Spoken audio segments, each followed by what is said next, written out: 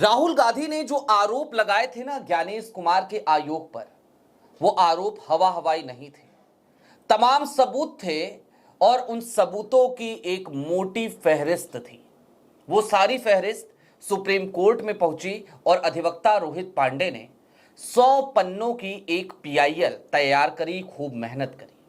उसके बाद उस याचिका को सुनवाई के लिए लिस्ट किया गया और याचिका की सुनवाई हुई उसी बेंच में जो बेंच सुनवाई कर रहा था बिहार एसआईआर मामले पर, यानी कि जस्टिस सूर्यकांत और जस्टिस बागची।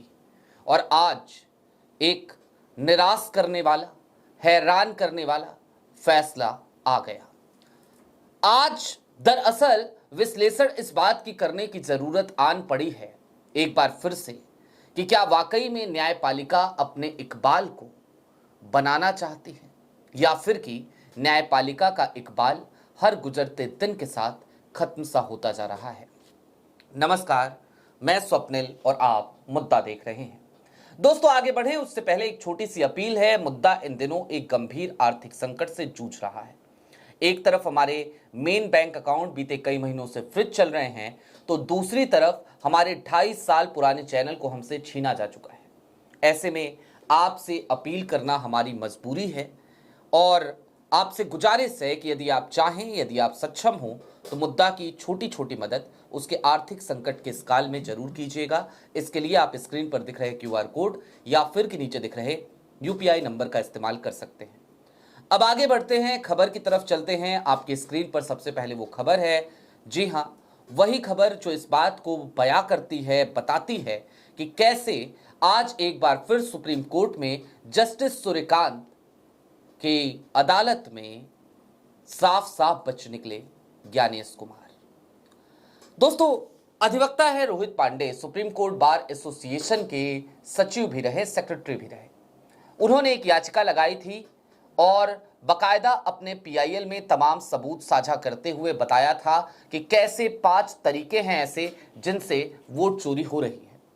लेकिन जस्टिस सूर्यकांत ने क्या कहा, मैं हूबहू चाहता हूं आपको वो चीजें बताई जाए जो आज अदालत में हुई। कोर्ट ने कहा कि मतदाता सूची में गड़बड़ी ने स्वतंत्र निष्पक्ष चुनावों को संवैधानिक गारंटी समझौता किया है। ये तर्क थे रोहित पांडे के, जिसमें बेंगलुरु के महादेवपुरा विधानसभा सीट का एक उदाहरण है जो राहुल गांधी ने दिया था। इसके बाद न्यायमूर्ति सूर्यकांत ने याचिका को खारिज कर दिया। यह तर्क सुनने के साथ ही खारिज कर दिया और कहा, जनहित में दायर की गई रिट याचिका पर विचार नहीं किया जाएगा। याचिकाकर्ता उपलब्ध वैकल्पिक उपायों का सहारा लेने के लिए स्वतंत्र है। याचिकाकर्ता ने बताया कि चुनाव आयोग ने उसके अभ्यावेदन पर विचार नहीं किया है। अब जरा सोचिए इस कानूनी भाषा को, अब जरा सरल शब्दों में आपको बता देता हूं मैं। रोहित पांडे ने दरअसल चुनाव आयोग को लेकर भी सुप्रीम कोर्ट में कहा कि माननीय, आप तो कह रहे हैं कि आप नहीं विचार करेंगे, हम चुनाव आयोग के पास जाएं, लेकिन चुनाव आयोग हमारे एप्लीकेशन पर विचार करने को तैयार नहीं है, वो नहीं कर रहा है। तो ऐसे में हमारे पास क्या बचता है? आप ही तो बचते हैं।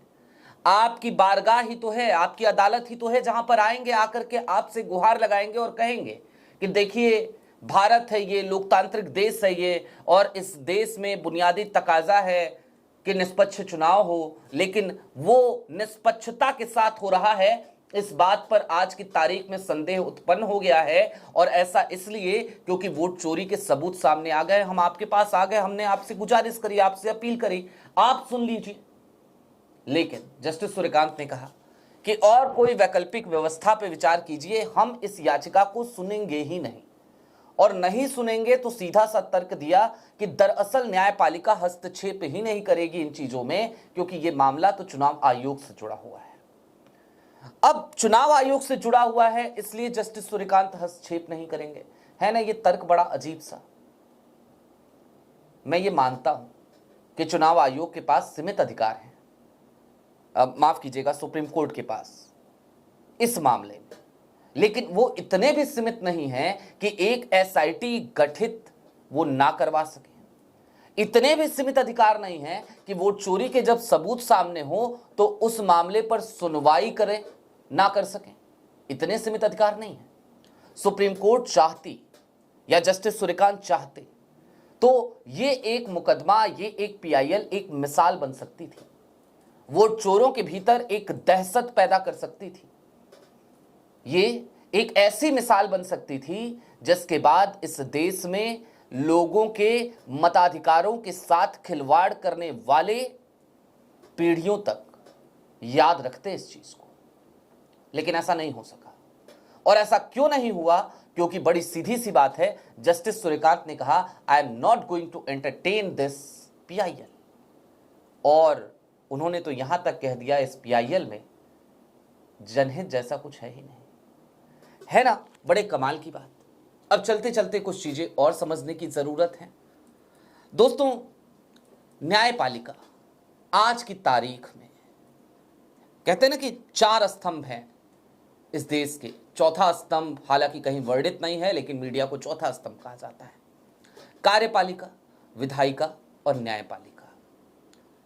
दरअसल ये जो न्यायपालिका है ये कस्टोडियन ऑफ कॉन्स्टिट्यूशन भी है।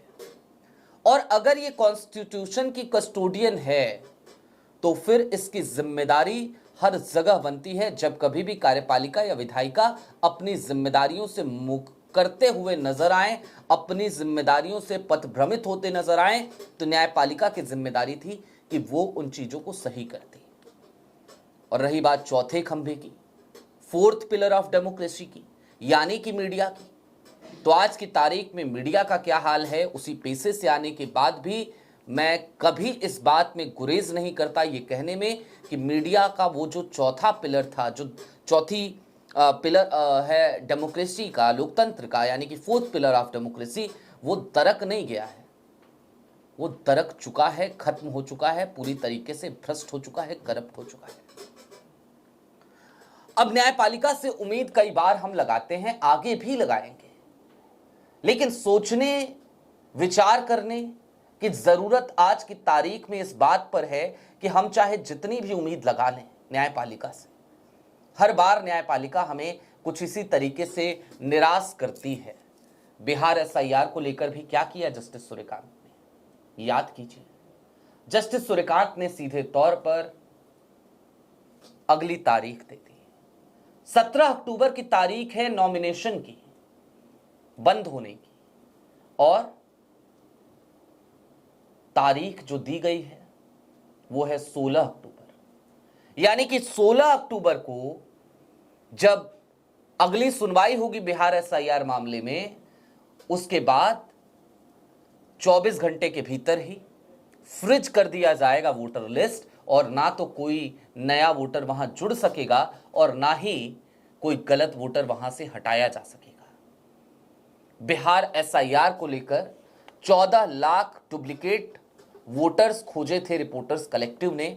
उन 14 लाख डुप्लीकेट वोटर्स का क्या होगा आप समझ सकते हैं। आप इस बात को भी समझ सकते हैं कि जिसको लेकर बार बार ये दावा चुनाव आयोग कर रहा है कि उसने शुद्धिकरण किया है बिहार की मतदाता सूची का, दरअसल आज की तारीख में उस शुद्धि के बाद भी जो अशुद्धियां तमाम एजेंसीज ने खोज कर निकाली हैं, उन पर कान रखने को सुप्रीम कोर्ट तैयार नहीं। और आलम यह हो चला है कि उसके बाद भी हम सबको उम्मीद रहती है कि सुप्रीम कोर्ट में देखिए इस बार ये मामला है, देखिए उस बार वो मामला है, देखिए इस मामले में क्या होता है। इस मामले से तो वोट चोरों की रातों की नींद हराम हो गई है। मैं खुद भी कहता रहा हूं। आज मैं अपने द्वारा बोले गए उन तमाम शब्दों के लिए आप दर्शकों से माफी मांगना चाहता हूं।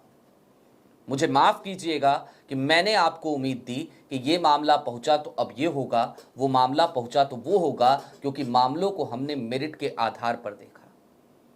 हमें लगा कि सबूत सामने होंगे तो बात होगी, लेकिन जब तमाम सबूतों को दरकिनार कर ये कह दिया जाए कि याचिका की सुनवाई ही नहीं होगी, तो फिर भला हम कैसे उम्मीद करें कि कोई भी मामला सुप्रीम कोर्ट की बारगाह में पहुंचेगा, अदालत में पहुंचेगा, और फिर वहां से एक ऐसा न्याय आएगा जिसका इंतजार इस देश को है, इस देश के उन लोगों को है जो इस देश के सजग नागरिक हैं, जो लोगों के लोकतांत्रिक अधिकारों को लेकर चिंतित रहते हैं, जो मताधिकार के अधिकारों को लेकर चिंतित रहते हैं। याचिका ही नहीं सुनी जाएगी तो उम्मीद कैसी। लिहाजा आज के इस फैसले ने रोहित पांडे की याचिका को निरस्त करते हुए सुप्रीम कोर्ट ने इस देश के तमाम सजग नागरिकों को ना सिर्फ निराश किया है बल्कि ये भी बता दिया है कि अभी फिलवक्त अंधेरों का बहुमत है, अभी फिलवक्त वोट चोरों में कोई दहशत नहीं, अभी फिलवक्त वोट चोरों का इकबाल बुलंद है और न्यायपालिका को शायद अपने इकबाल की चिंता नहीं। आपकी क्या राय है हमें कमेंट बॉक्स में जरूर बताइएगा। अभी के लिए दीजिए इजाजत। ऐसे ही तमाम अपडेट्स, तमाम डेवलपमेंट्स के लिए जुड़े रहिए मुद्दा के साथ। चलते चलते फिर वही अपील, चैनल पे नए हों तो सब्सक्राइब करते हुए जाइएगा और यदि आप सक्षम हो तो मुद्दा जिन दिनों में एक आर्थिक संकट से जूझ रहा है, छोटी छोटी मदद मुद्दा की जरूर कीजिएगा। बहुत शुक्रिया।